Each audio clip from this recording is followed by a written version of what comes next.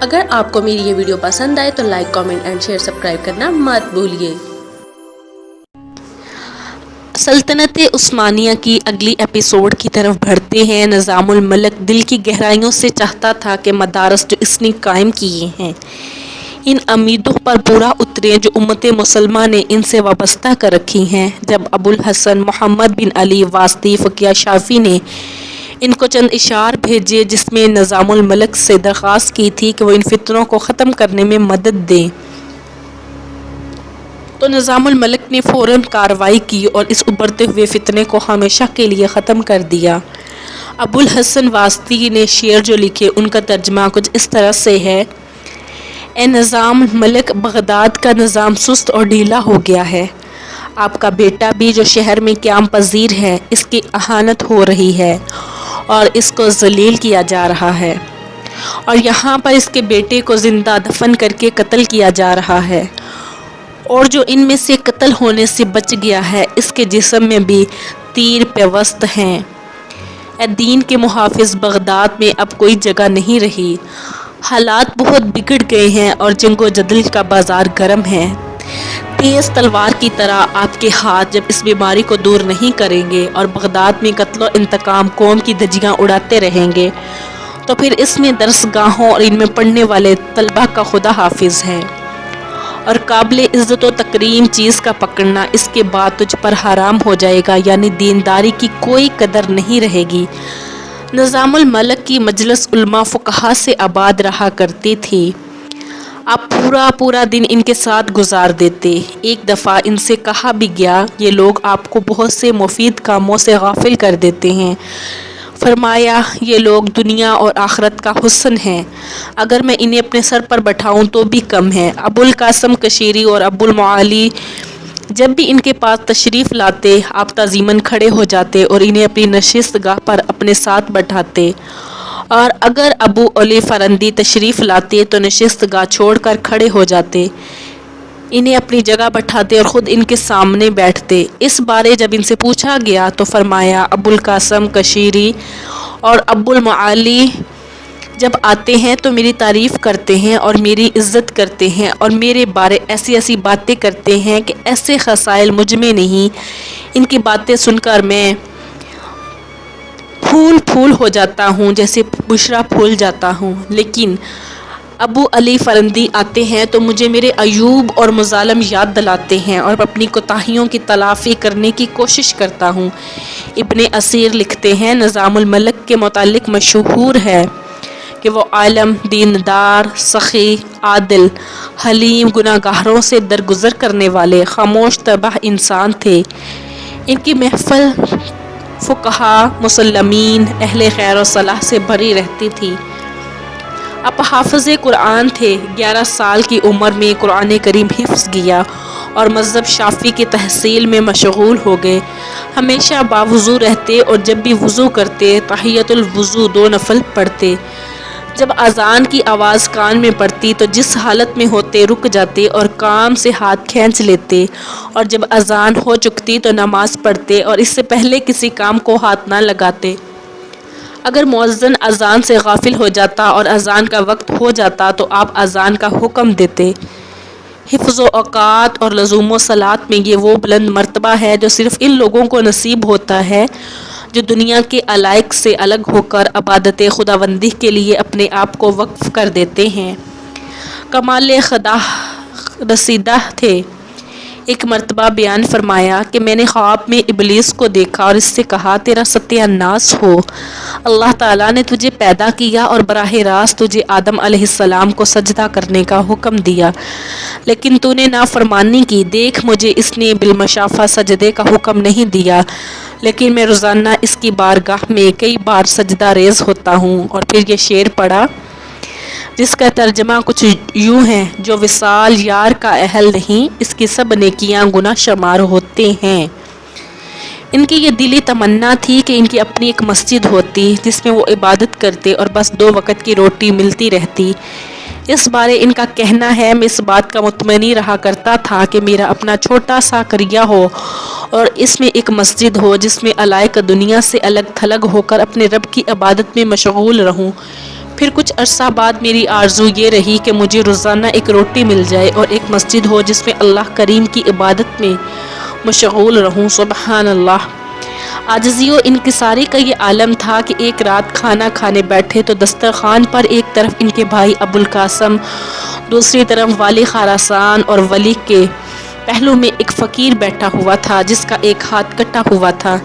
نظام الملک نے یہ دیکھا کہ ولی خراسان اس فقیر کے ساتھ کھانا کھانے سے اجتناب کر رہا ہے تو انہوں نے فقیر کو کہا، آپ میرے ساتھ آ جائیں۔ اسے اپنے قریب بٹھایا اور اس کے ساتھ بیٹھ کر کھانا کھایا۔ آپ کی عادت تھی کہ اپنا کھانا فقیروں کو پیش کر دیتے، انہیں اپنے پاس بٹھاتے اور ان کے ساتھ بیٹھ کر کھانا کھاتے۔ آپ کا شعر ہے جس کا ترجمہ کچھ یوں ہے: اسی سال کے بعد قوت و طاقت نہیں رہی، اس عمر میں جوانی کا جوش ولولہ سرد پڑ گیا ہے۔ گویا میں موسیٰ ہوں اور میرے ہاتھ میں عصا ہے، لیکن بلا نبوت کے موسیٰ ہوں۔ یہ اشعار بھی انہی کی طرح منسوب ہیں۔ طوالت عمر کے بعد میری کمر کمان بن گئی ہے، راتوں نے مجھے بہت بری طرح کچل ڈالا ہے۔ میری یہ حالت ہو گئی ہے کہ عصا میرے آگے آگے چلتا ہے، گویا وہ گمان کی طعنت ہے۔ شعر گوئی کے ساتھ ساتھ دوسرے شعراء کے شعر سنتے اور ان سے متاثر ہوتے تھے۔ جب بیمار ہوئے اور ابو علی کو مثانی عیادت کو آئے تو انہوں نے یہ شعر پڑھا: جب ہم بیمار ہوتے ہیں تو ہر نیکی کی نیت کر لیتے ہیں، اور اگر ہمیں تندرستی حاصل ہو جائے تو ہم حق سے منفرف ہو جاتے ہیں اور گناہ کرنے لگتے ہیں۔ جب ہم ڈرتے ہیں تو معبود حقیقی سے امیدیں وابستہ کر لیتے ہیں، اور جب ہمیں امن حاصل ہوتا ہے تو ہم معبود برحق کو ناراض کرنے لگتے ہیں اور ہمارا عمل پاکیزہ نہیں رہتا۔ یہ اشعار سن کر نظام الملک بہت رویا اور کہا، میری حالت ایسی ہی ہے جیسے شاعر نے کہا ہے۔ وہ سال 485 سن ہجری تھا، جمعرات کا دن تھا اور رمضان شریف کا 10واں روزہ تھا۔ جب افطار کا وقت ہوا تو نظام الملک نے مغرب کی نماز ادا کی اور دسترخوان پر بیٹھ گیا۔ فقہا، قراء، صوفیہ اور ضرورت مندوں کا ایک کثیر موجود تھا۔ اسلامی تاریخ کا تذکرہ شروع کر دیا۔ خلیفہ دوم حضرت عمر رضی اللہ تعالی عنہ کے زمانے میں جب مسلمان نہاوت پہنچتے تو وہ کون سا مبارک علاقہ ہے جہاں انہوں نے پڑاؤ کیا؟ فارسیوں اور مسلمانوں کے درمیان کیسے کیسے خونی مارکے ہوئے، کون کون سی عظیم شخصیات تھی جنہیں شہادت سے سرفراز کیا گیا؟ شہداء کا ذکر کرنے کے بعد بولے، خوش قسمت ہیں وہ لوگ جنہیں ان شہداء کی میت حاصل ہو جائے۔ جب کھانے سے فارغ ہوتے تو اپنے مکان سے نکلے اور زنان خانے کی طرف چل دیے، ساتھ ساتھ ہو لیا، گویا وہ اپنے کسی جرم کی معافی مانگ رہا ہے یا مدد طلب کر رہا ہے، لیکن اس کی نیت اچھی نہیں تھی۔ فوراً ہاتھ مارا اور نظام الملک کو شہید کر دیا۔ آپ کو حرم زنان خانہ میں لے جایا گیا۔ کہا جاتا ہے کہ اسماعیلیوں باطنیوں کے ہاتھوں قتل ہونے والے آپ پہلے شخص ہیں۔ نظام الملک کے قتل کی خبر جنگل کی آگ کی طرح پھیل گئی۔ اسلامی سپاہ چیخ اٹھی۔ بادشاہ حزن و ملال کی تصویر بنے فوراً پہنچے اور اتنے روئے کہ ہچکی بند گئی۔ وہ 1 گھنٹہ تک شہید کے پاس بیٹھے رہے۔ نظام الملک نے دین اسلام کی سربلندی کے لیے اپنی زندگی صرف کر دی اور پھر دین ہی کی خاطر اپنی جان قربان کر دی۔ وہ خوش بختی کی زندگی جیے اور قابل تعریف شاندار اور شہادت کی موت مرے۔ قاتل خیمے کی رسی سے الجھا اور گر پڑا۔ نظام الملک کے غلاموں نے اسے فوراً آ لیا اور قتل کر دیا۔ اب کے خادموں کا بیان ہے کہ جب ان کے آخری سانس تھے تو آخری الفاظ جو منہ سے نکلے وہ یہ تھے، میرے قاتل کو قتل نہ کرنا، میں نے اسے معاف کر دیا۔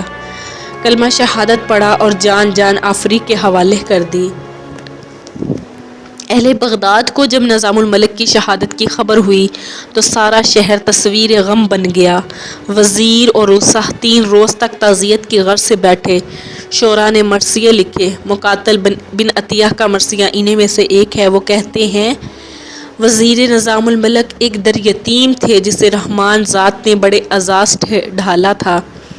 وہ نایاب ہوا اور وقت نے اس کی قدر نہ پہچانی اور اس کے ایک دشمن نے اسے اس دنیا سے پھر صدف کی طرف لوٹا دیا۔ ابن عقیل نظام الملک کے بارے میں کہتے ہیں، نظام الملک کے جو 2 کرم عدل و انصاف اور احیاء دین کے لیے اس کی کوششوں نے دنیا کو حیران کر دیا۔ آپ کا دور اہل علم کی حکومت کا دور تھا۔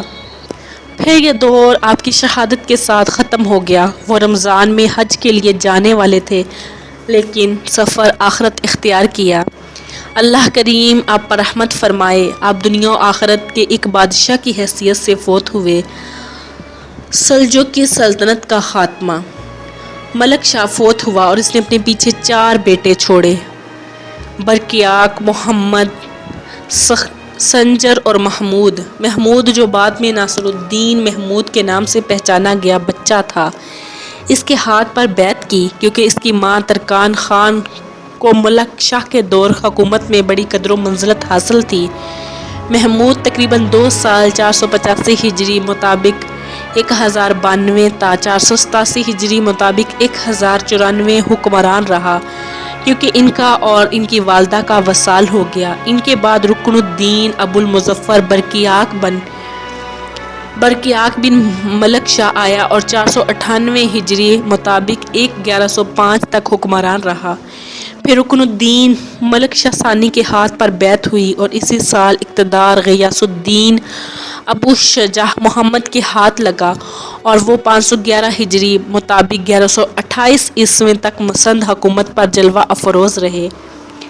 عظیم دولت سلجوقیہ کا آخری حکمران غیاث الدین ابو شجاع محمد تھا، جس کا پایہ تخت ماور النہر کا علاقہ تھا اور خراسان، ایران اور عراق کے علاقوں پر بھی اس کی حکمرانی تھی۔ بالآخر 522 ہجری 1128 میں سلجوقی سلطنت شاہناد خوارزم کے ہاتھوں ختم ہو گئی۔ ماور النہر سے سلجوقیوں کی عظیم سلطنت کے خاتمے کے ساتھ ہی سلاجقہ افتراق و انتشار کا شکار ہو گئے اور ان کی وحدت پارہ پارہ ہو گئی۔ ان کی طاقت اس قدر کمزور ہو گئی کہ سلجوق متعدد گروہوں اور باہم متصادم لشکروں میں تبدیل ہو گئے جو تخت و تاج حاصل کرنے کے لیے باہم دست بگریبہ رہتے تھے۔ عظیم سلجوقی دولت کئی چھوٹی چھوٹی امارات اور تقسیم ہو گئی اور یہ امارات اور سلطنتیں کسی ایک سلطان کے اقتدار کو قبول کرنے کے لیے تیار نہ ہوئی، جیسا کہ وہ سلطان تغر بیگ، سلطان ارسلان اور سلطان ملک شاہ اور ان کے اسلاف کے دور میں متحد رہی تھی۔ ہر ایک علاقہ خود مختار تھا، ہر ایک کا اپنا فرما روا تھا اور ان چھوٹی چھوٹی امارات میں کسی قسم کا تعاون نہیں تھا۔ اس افتراق و انتشار کے نتیجے میں ماور النہر سے ایک اور طاقت ابھر کر سامنے آئی۔ یہ خوارزمی سلطنت تھی جو ایک عرصہ تک منگولی حملوں کا ڈٹ کر مقابلہ کرتی رہی۔ خوارزمی سلطنت کے ساتھ سلجوقی امارات عراق اور شام کے شمال میں قائم ہوئی جو اتابک امارات کے نام سے پہچانی جاتی تھی۔ اس عرصہ میں سلاجقہ روم کی سلطنت سامنے آئی۔ یہ وہ سلطنت ہے جس نے صلیبی حملوں کو روکا اور ایشیائے کوچک کا شمال مغربی دشمن کی دست برد سے محفوظ رکھا، لیکن یہ سلطنت منگولیوں کے تابڑ توڑ حملوں کا مقابلہ نہ کر سکی اور بالآخر ان غارت گروں نے اس علاقے میں تباہی مچا دی۔ سلجوقی سلطنت کے سقوط میں متعدد عوامل کار فرما تھے اور یہی عوامل عباسی خلافت کے سقوط کا پیش خیمہ ثابت ہوئے۔ ان عوامل میں سے چند یہ ہیں: سلجوقی گھر کے اندر بھائیوں، چچاؤں، بیٹیوں اور پوتوں کے درمیان تخت و تاج کے لیے چپکلش، بعض امراء، وزراء اور اتابکوں کی طرف سے سلجوقی حکمرانوں کے درمیان فتنہ و فسادگی کی آگ بھڑکانا، حکومتی امور میں خواتین کا عمل دخل، عباسی خلفاء کا سلجوقی فوجی قوت کے سامنے کمزور اور بے بس ہونا اور ہر طاقتور سلجوقی سلطنت کے تاجور کی حکومت کو تسلیم کر کے خطبہ کے اس کے نام کو شریک کرنے کی اجازت دے دینا اور اس سلسلہ میں احتیاط نہ کرنا۔ سلجوقی سلطنت کا شام، مصر اور عراق کو عباسی خلافت کے جھنڈے کے نیچے متحد کرنے میں ناکام ہونا، سلجوقیوں کا مختلف گروہوں میں تقسیم ہو کر ہمیشہ ایک دوسرے کے خلاف برسر پیکار رہنا، اسی چیز نے ان کی قوت کا خاتمہ کیا حتیٰ کہ عراق میں ان کی سلطنت ختم ہو گئی۔ سلجوقی سلطنت کے خلاف باطنیوں کی مذموم سازشیں اور سلجوقی سلاطین ان کے قائدین اور زماں کو دھوکے سے قتل کرنے کے لیے ان کی مسلسل کوششیں اور خونی حملے، سمندر پار سے آنے والی صلیبی جنگوں اور سلجوقی سلطنت کا یورپ سے آنے والی وحشی جنگوں، لشکروں کے ساتھ ٹکراؤ، ان کے علاوہ کئی دوسرے اسباب بھی تھے۔ لیکن اس بات سے بھی انکار نہیں کہ اپنے دور حکومت میں سلجوکیوں نے بہت ہی عظیم کارنامے سر انجام دیے، جن میں سے اہم ترین درج ذیل ہیں۔ نمبر 1، دولت سلجوکی کی بدولت عباسی خلافت کا زوال تقریباً 2 صدیاں مؤخر ہو گیا۔ اگر سلجوکی نہ ہوتے تو شیعہ رافضیوں کے ہاتھوں بہت پہلے عباسی خلافت کا وجود مٹ جاتا۔ نمبر 2، مصر کی سلطنت عبیدی فاطمی سلجوکیوں کی طاقت کی وجہ سے مشرق کے عرب مسلمانوں کو باطنی عبیدی رافضی سلطنت کے جھنڈے تلے جمع نہ کر سکی اور اس طرح ان کے مذموم مقاصد پورے نہ ہوئے۔ نمبر 3، دولت سلجوکی کی کوششیں اسلامی مشرق کے اتحاد کی تمہید اور پیش خیمہ تھی۔ یہ اتحاد سنی سلطنت عباسی کے جھنڈے کے نیچے سلطان صلاح الدین ایوبی کے ہاتھوں مکمل ہوا۔ سلجوکیوں نے اپنے زیر نگی خطے میں علمی اور انتظامی ترقی کے حوالے سے بڑا اہم کردار ادا کیا اور اس علاقے میں امن و امان قائم کیا۔ بیزنطی شہنشاہیت کی طرف سے ہونے والے صلیبی حملوں کا ڈٹ کر مقابلہ کیا اور کافی حد تک منگولی خطرے سے نمٹنے کی کوشش کی۔ ان علاقوں میں سنی مذہب کی ترویج کی کوشش کی اور سنی علماء کی قدر و منزلت کو بڑھایا۔ یہ ہے سنی سلجوکیوں کے بارے میں ایک مختصر سا جائزہ اور دین اسلام کی خدمت میں ان کے کردار کا تذکرہ۔ بلا شبہ یہ ظلم، جھوٹ اور بہتان ہوگا اگر ہم ان چند لوگوں کی سنی سنائی باتوں پر کان دھریں جو ان جوان مرد اور شجاع مجاہدین اسلام کے بارے بے سروپا باتیں کرتے ہیں۔ جیسے پروفیسر نجیب زیب نے تاریخ مغرب اور اندلس کے عنوان سے جنرل انسائکلوپیڈیا میں ان کی طرف کئی من گھڑت باتیں منسوب کر کے ان کی سیرت کو داغدار کرنے کی مذموم کوشش کی ہے۔ دولت عثمانیہ کا قیام اور فتوحات۔ عثمانیوں کا تعلق ایک ترکمانی قبیلہ سے ہے جو 7ویں صدی ہجری مطابق 13ویں صدی کو آباد تھا اور چرواہا پیشہ کرتا تھا۔ چنگیز خان کی قیادت میں جب منگولیوں نے عراق اور ایشیا کوچک کے مشرقی علاقوں پر حملے کیے تو عثمان کا دادا سلیمان اپنے قبیلہ کے ساتھ ہجرت کر کے کردستان سے انا فضول کے علاقوں میں آ بسا اور اخلات کے شہر کو اپنا مستقل بنایا۔ یہ 617 ہجری 1220 عیسوی کی بات ہے۔ سلیمان 668 ہجری 1230 عیسوی کو فوت ہوا اور اپنے منجلے ساجزادے ارطغرل کو اپنا جانشین مقرر کیا۔ ارطغرل اناضول سے شمال مغرب کی طرف مسلسل بڑھتا رہا۔ اس کے ساتھ تقریباً 100 خاندان اور 400 سے زائد مشہور شہسوار تھے۔ عثمان کا والد ارطغرل جب اپنے قبیلہ کو لے کر منگولیوں کے خطرے سے بچنے کے لیے بھاگا تھا تو اس کی تعداد 400 خاندانوں سے زیادہ نہیں تھی۔ راستے میں ایک مقام پر اچانک شور و غوغا بلند ہوا۔ ارطغرل جب قریب پہنچا تو دیکھا کہ مسلمانوں اور نصرانیوں کے درمیان جنگ کا میدان گرم ہے اور بیزنطی عیسائی مسلمانوں کو پیچھے دھکیل رہے ہیں۔ ارطغرل کے پاس اس کے علاوہ اور کوئی چارہ کار نہیں تھا کہ وہ پوری شجاعت و بہادری کے ساتھ آگے بڑھے اور اپنے ہم مذہب و ہم عقیدہ بھائیوں کو اس مشکل سے نکال لے۔ ارطغرل نے اس زور سے حملہ کیا کہ نصرانیوں کے پاؤں اکھڑ گئے اور اس کی پیش قدمی مسلم لشکر کی فتح کا سبب بن گئی۔ جب معرکہ کارزار ختم ہوا تو سلجوقی اسلامی لشکر کے سپہ سالار نے ارطغرل اور اس کے دستے کی بروقت پیش قدمی کی تحسین کی۔ انہیں رومی سرحدوں کے پڑوس میں اناضول کی مغربی سرحدوں میں ایک جاگیر عطا کی اور اس طرح انہیں موقع دیا کہ وہ رومی علاقوں کی طرف پیش قدمی جاری رکھتے ہوئے سلجوقی سلطنت کی توسیع کا موجب بنے۔ سلجوکیوں کو ارطغرل اور اس کے قبیلہ کی صورت میں ایک طاقتور حلیف مل گیا جس نے رومیوں کے خلاف جہاد میں ان کا پورا ساتھ دیا۔ اس ابھرتی ہوئی سلطنت اور سلاجقہ روم کے درمیان ایک گہرا تعلق پیدا ہو گیا جس کا سبب رومی تھے جو ان کے مشترکہ دشمن تھے اور عقیدہ و مذہب میں دونوں کے مخالف تھے۔ ارطغرل جب تک زندہ رہا محبت کا یہ تعلق باقی رہا، حتیٰ کہ جب 699 ہجری 1299 عیسوی میں اس کا وصال ہوا تو اس نے اپنے بیٹے عثمان کو اپنا نائب مقرر کیا اور عثمان اراضی روم کی طرف سے پیش قدمی کر کے سلجوقی سلطنت کی توسیع سابقہ پالیسی پر قائم کر رہا تھا۔